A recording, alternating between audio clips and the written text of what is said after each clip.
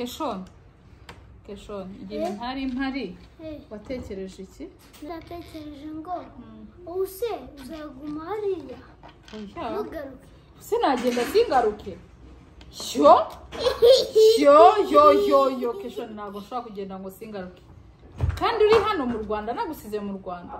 Byashoboka mugenda ntugaruke. Kubera iki? Byari kuvuga ko byashoboka. Oya ntabwo bishoboka ko ngenda singaruke mu Rwanda ni mu rugo. Ntabwo tuva mu Rwanda burundu.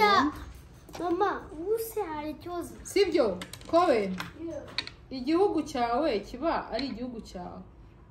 Niyo wagenda ugatembera ukagaruka. Sibyo? Ariko ukaguma utekereza ku gihugu cyawe. Ntugende ntugaruke. Uhita uba umunyamahanga mu kindi gihugu kandi ufite n'iwanyu. And it's okay ariko you have to, ugomba kuza ugacishamo ukagaruka iwanyu mu Rwanda. Sibyo? Cyangwa nuzaguma hari abantu inshuti zawe zizagukumbura. Inshuti zanjye gusa we ntabwo uzakumbura. Zizagukumbura. Ndimo kuvuga ndimo kwereka example ko urugero. Nutagaruka abantu bazavuga use yabikoze kubera iki? Yaradutuburiye yakoze iki? Yaradutuburiye Keshon ijambo gutubura urarizi? Ndarizi. Uzi icyo rivuga? Ndabizi ikintu bivuga. Bivuga ngo iki? Bivuga ko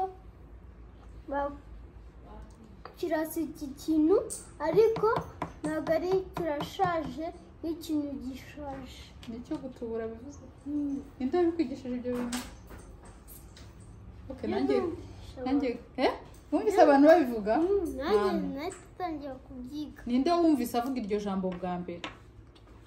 Sinzi. Harundi numvise ko navuga ngo baratuburiye John.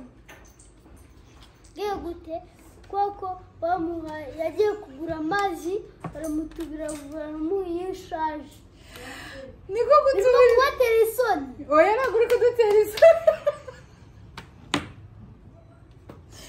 Kamira ngwino nari Keshon. Ibyo bintu ninde wabikubwiye? Keshon. Nibyo njye natekerezaga njyewe. Keshon wanjye.